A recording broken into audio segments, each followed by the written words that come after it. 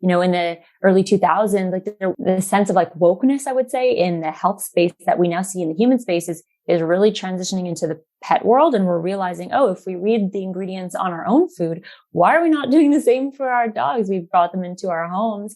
If you can buy a massive bag of kibble and leave the bag open for 2 years and it won't go stale and it costs whatever it costs, like there's something a little suspicious about that. So it really all starts with nutrition. Welcome to the Wear, Wag, Repeat podcast. I'm Tori Mystic. As a dog mom lifestyle expert, blogger, and business owner, I love talking to other women in the pet industry and sharing their advice with you every week. Sit, stay, and listen to the latest episode.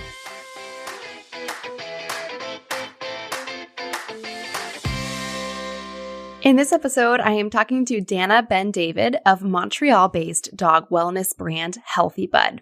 Her team's passion for nutrition led them to create dog treats, toppers, and meals that are all about superfoods.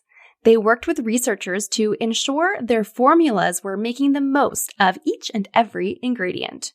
They are so dedicated to getting the recipes just right that when they launched, they only had 2 products. That just goes to show that you don't need to wait to have a shelf full of options before launching. As a new brand trying to get their name out there, Dana does a lot of outreach on social media. She's a big fan of sending voice note DMs to her followers. For her, building community is all about being a real person and treating all of your followers like real people too. Speaking of getting real, I asked about the Healthybud Ambassador Program because I'm always getting questions from the Wear, Wag, Repeat community about how to run one. I loved that Dana told me she doesn't have it all figured out, but what's important is knowing your goals and brand values and thinking in a creative way that goes beyond the promo code. I hope you get a lot of great ideas while listening to this interview. Please leave some feedback in the form of a review in the Apple Podcast app if you can. I am getting really, really close to hitting 100,000 downloads, and your review will help more petpreneurs discover the show. So thank you in advance.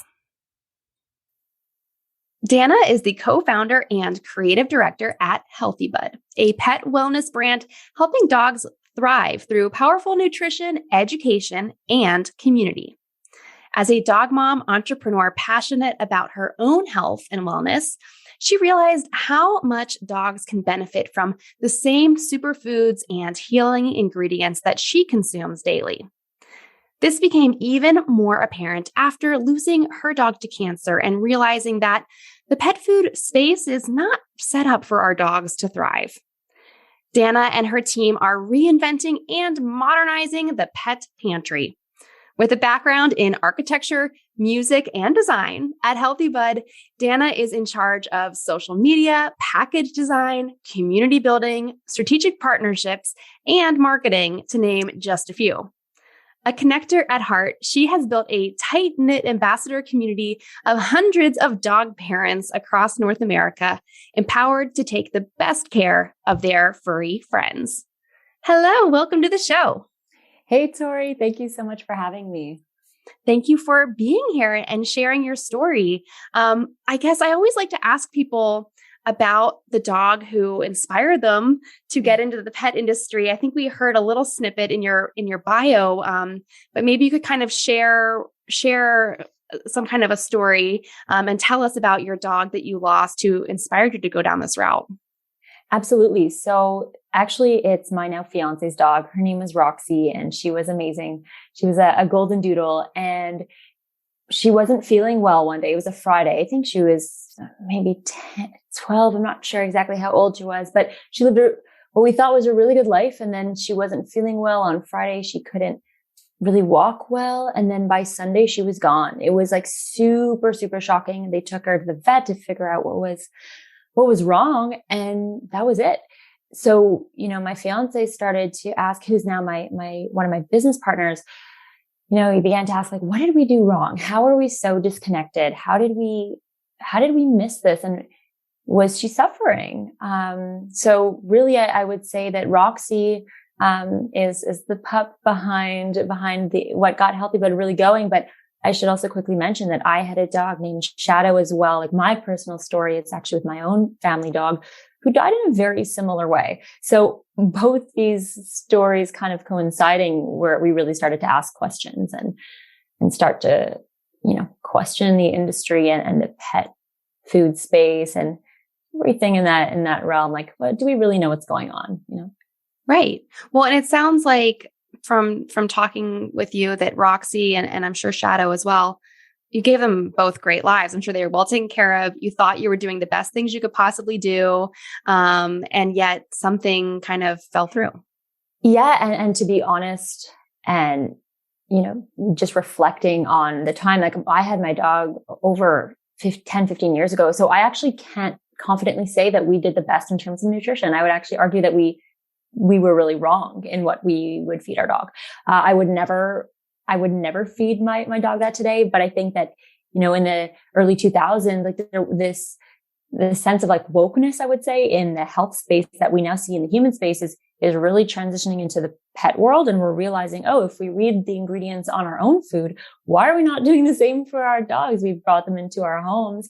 And, if you can buy a massive bag of kibble and leave the bag open for 2 years and it won't go stale and it costs whatever it costs, like there's something a little suspicious about that. So, I would like to say, yes, I gave my dog the best life in terms of the love and the care, but it really all starts with nutrition. Yeah. I think it's like, I love this Maya Angelou quote, which I'm paraphrasing, but when you know better, you do better. Yeah. And I feel like that is just like my motto for my life with dogs, because same thing, like 15 years ago, I didn't know. I love that though. Yeah. And now I know. Yeah. And that's okay. Like we're human beings and like, it's all about learning and growing, right? Like that's okay. But we definitely should be questioning ourselves in the industry often. Yeah. Well, and I love how you're saying that, in the human nutrition field, we're reading labels and kind of passing that on to our dogs. I feel like for me personally, I'm kind of the opposite. Like I'm more woke about the dog food. And then I was like, maybe I should read this and not just eat frozen food all the time. That's hilarious. Well, it's so funny because, on our social media, every now and then I will plan kind of more of like a humorous, relatable quote. And it's like, my dog eats better than I do. Or like, if only I ate as well as my dog eats. Like that's the theme today. It's a great thing. I mean, it's amazing that we're getting there, but for sure it's, we live in a time of like, it's time to be woke. It's time to wake up and it's time to eat right and live well. I had a reel like that was like a while ago. There was like, I just prepared this nutritious, balanced superfood meal for my dogs. And then here I am like crouched in the corner, like shoving pretzels in my mouth. I need to watch that one. I think I missed it. That sounds hilarious. So a lot of pet parents are kind of realizing this, and there's just so many different people all over the world who are realizing how important nutrition is and seeking out better foods for our dogs. But you guys decided to make it a whole brand new brand and a whole brand new company. So do you have a background in entrepreneurship, you and your fiance and your other business partner, or did you just like fall into an empty room one day and you're like, we're going to start a business? Oh my gosh, that's a really great question. I would say I should also preface this by saying that the company Healthybud was actually founded initially by Kyle and Adrian. They started the main idea. So Adrian's background is in law, but he was actually working in the human health space in a clinic, and he's very into superfoods and healing ingredients for us. So it's definitely not random. And I'm also like a health freak. You should see my pantry of supplements and all of the crazy ingredients. So we're definitely all very immersed in that world. Kyle's background is actually in finance. He has some experience in entrepreneurship as well. And when he was working in finance, he was also incorporated and involved in in advising some companies in the pet space. So it wasn't so random for me. I guess I think I would say it's the most random. My background is in the entertainment, arts, and in architecture, but somebody needs to do the branding, and I love connecting with people. I love design. I'm also the target market. So initially, when they had the initial idea for Healthybud, they realized there was a missing piece, and that they thought I would be like the perfect little, puzzle piece. So in the end, it did work out. I was a little apprehensive at first to work with my boyfriend at the time and his best friend, but we definitely made sure that we did our due diligence, and we spoke about it, and we didn't just like hop into it blindly. But that's a long-winded answer to tell you what our backgrounds are and our experience. Yeah. And so speaking of working alongside your fiance and his best friend, who's probably now one of your best friends, what have you learned in working together for the past couple of years? What are some of maybe the pros and cons of working with two people who are so close to you? That's a great question. I think the pros are that there's just a lot of love. When you're working, there's a lot of love and respect, I should say. When you work with people that are, you have a previous and prior like relationship and experience with before doing business, you somehow bring that along, and that passion and chemistry exists off the bat. And that, of course, can be a good thing or not so good thing. But for us, like we're all determined to make it work. And I'd say the cons are there's just a lot at risk. There's a lot at stake, and it could be messy to mix business and pleasure for sure. But I guess I could say that the biggest takeaway and learning moment that I had over the past couple of years working with them is really it's all about respect and communication. And if you can communicate something, then you're good to go. It's really when there's that break in communication, or when you're holding something in, you're not being transparent, you're not being honest, that's when the tension starts to happen. And what's interesting is those are the values that are core to us at Healthybud, actually, is like open communication and transparency in what we do in our product and in the ingredients. And we try to also bring that into our company culture as well, No, I think that's a great analogy, because I think, communicating with your audience, your followers, your customers, a lot of that communication is educating. Since this is kind of new to a lot of people, or they just never thought about it before, feeding different foods and things like that. Communication is the most important thing for everything. Yeah. And I should also just quickly add, because I know you asked about like the team and how we came together and how did we just get into the pet space. I should mention sorry, you can cut that part out. I should mention that we also work with nutritionists and agronomists. We work with universities to come up with formulations, and we're not just like, pulling this out of our hat. So we definitely hired and built our team. It's not just us three coming up with the formulations ourselves, but yeah, we've got an awesome team behind us.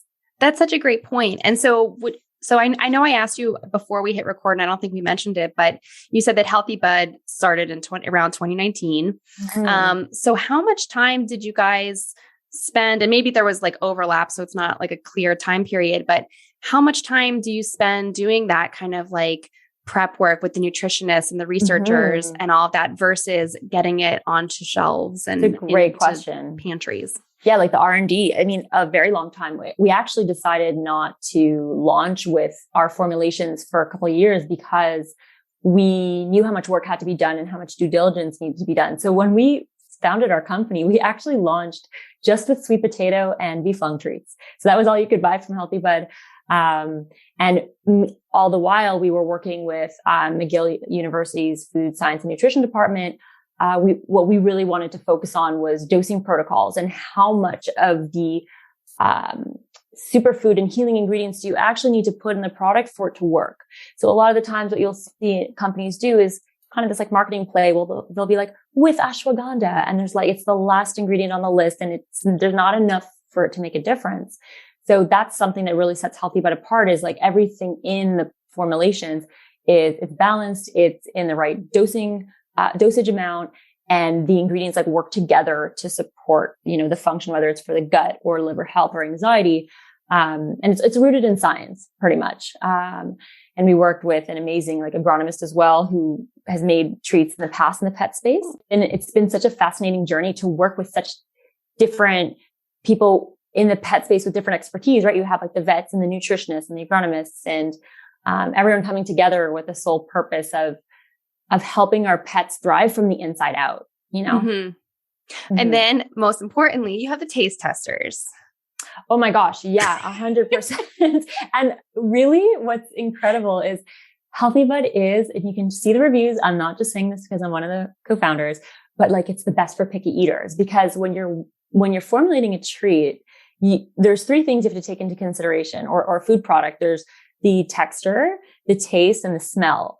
If any one of those are off, the dog, sorry, there's my dog. That's okay.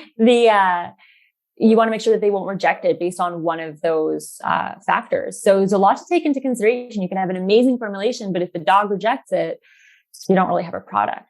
Yeah, that makes so much sense. So one of my dogs, Bert, has epilepsy, so he has to take medication twice a day, every single day. And so I'm always in my own little test kitchen of my house, figuring out like different pill pocket situations. Yeah. And so I was making these gelatin treats. It's like doggy jello. And it just like slides right down. He slurps it up. It's like perfect. You can like smush the treat in. It's like, or the pill inside. It's great. But a lot of people have told me that their dog didn't like the texture because it is slimy. It's just, or it's different. They've never had anything like it. Exactly. And so the texture is a very important part.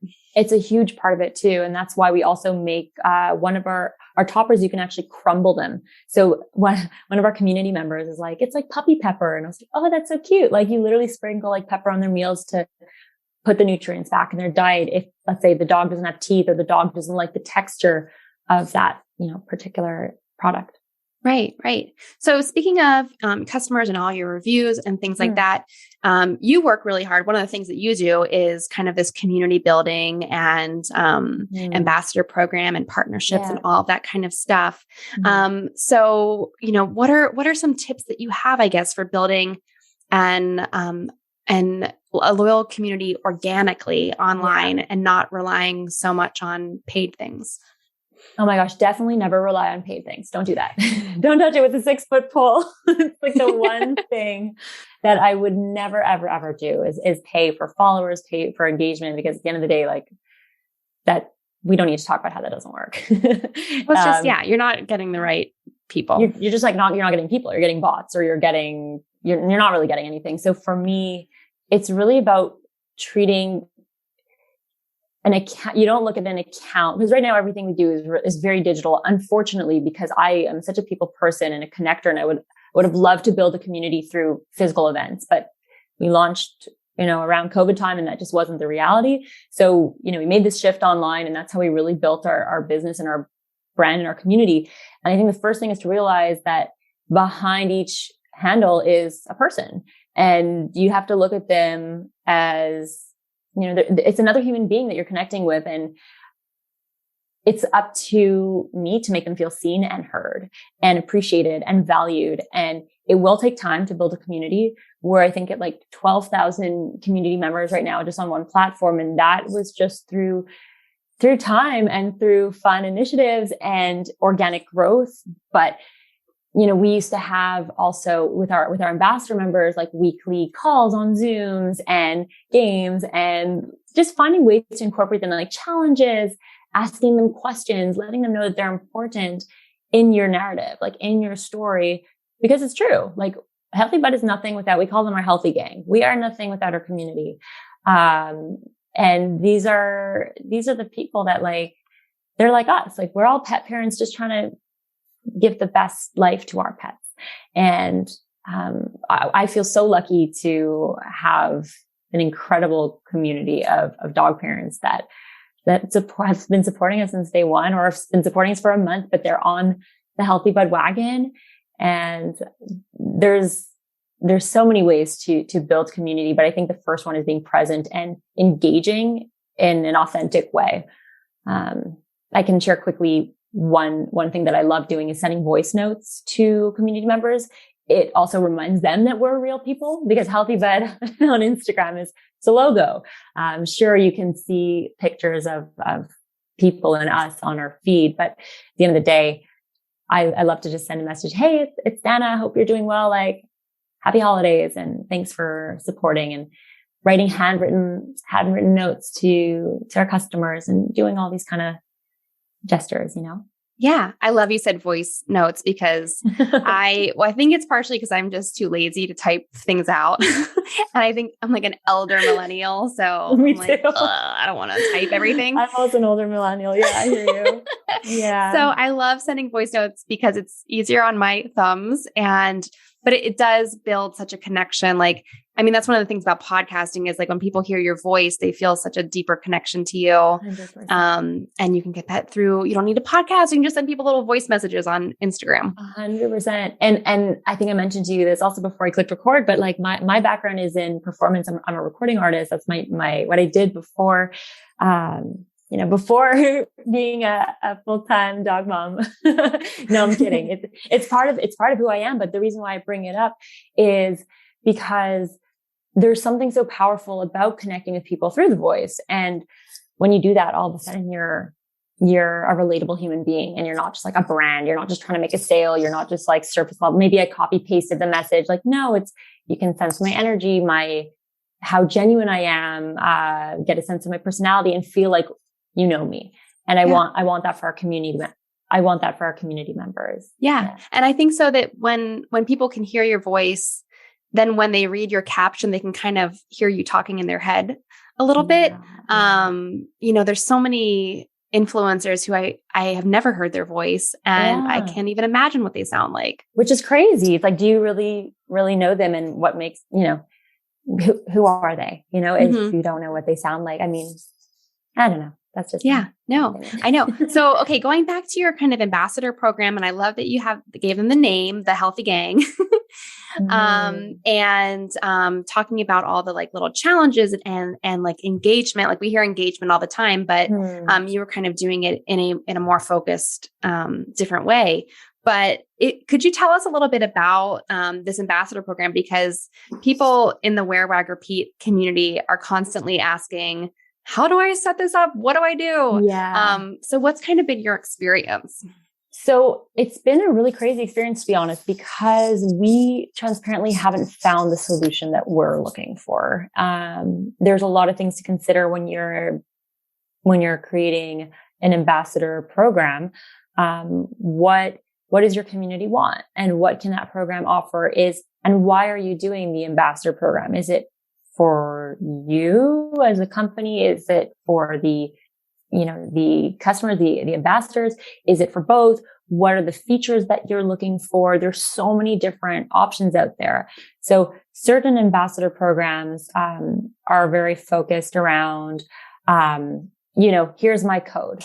If you're part of our ambassador program, you basically just get a code or referral link and you get a commission, which, to be honest, is like not really what we're looking for, because it's very transactional. We don't want people to just talk about Healthybud because they want to make money.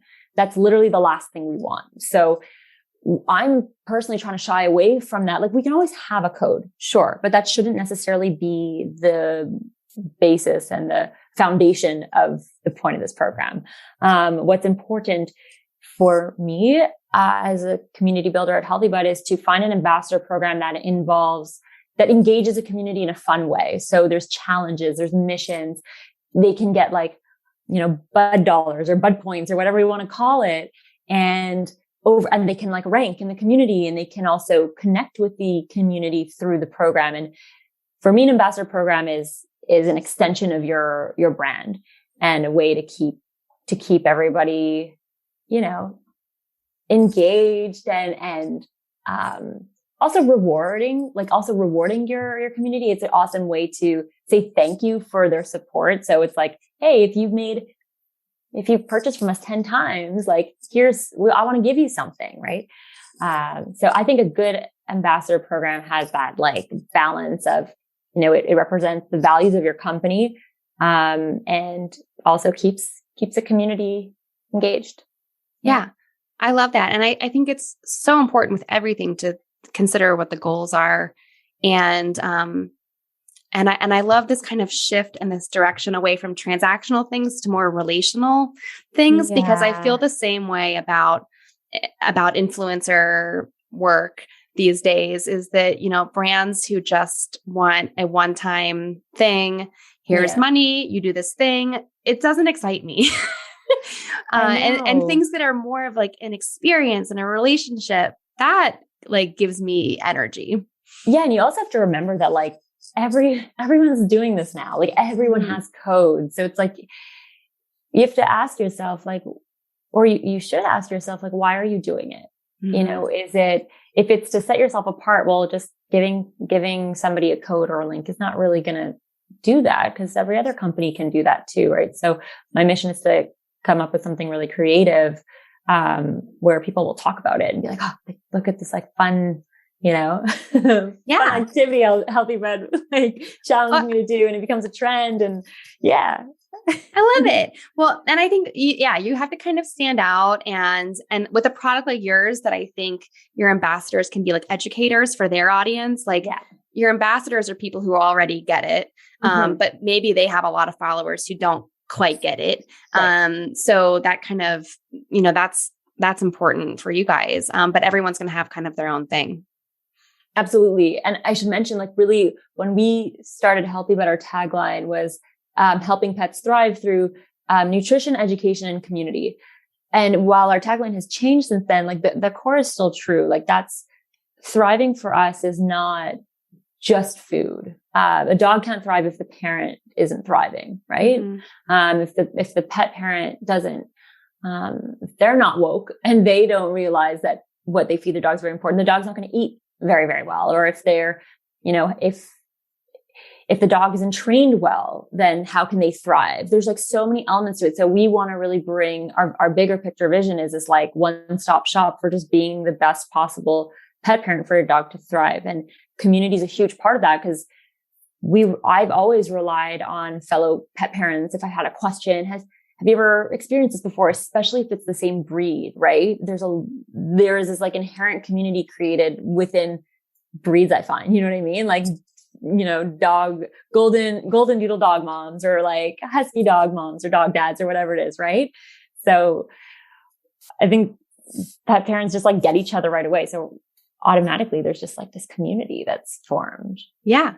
Well, so speaking of your golden doodle moms out there, tell us about your golden doodle, Lila, and how she came into your life or your lives. Oh my gosh, Lila, she's incredible. I can't, I want to make sure not to go over the time here, so I'll keep it short, but she's a hilarious dog. She's got such a personality, which is, you'll see her on our Instagram a bunch. Lila was supposed to be a birthday present for me. And then, Kyle, who's my fiance now, realized like that's kind of a really intense present to give somebody. Like, I don't really recommend gifting somebody a dog unless, like, I should say surprise gifting. Sorry. Right. Backtrack. It's not a good surprise. It's not a great surprise. Like, here's a child, like, have a great life. So for my birthday, we went to go look at pups, and then that was kind of the initial conversation starter. And then we decided, like, yes, as a couple, like, we should get a dog. And it was not so long after Roxy had passed away. And if you've ever had a dog, once you don't have a dog, there's a void. It's so empty. Mm-hmm. It's so empty. And oh my, Lila is a presence in the room. She will fill all of the voids. She's a very funny dog. And she's so loving. And so she has very human-like qualities. Anyone who's like hung out with Lila is kind of like, we crossed the border and like, is that a human back there? We're like, good question. Like, we ask ourselves that all the time. A little bit. Yes. She is. Well, yeah. I like seeing her on Instagram. She's a very good Instagram model, and she does all your reels with you and stuff. So getting all very fun to watch. Yeah. She's very spoiled.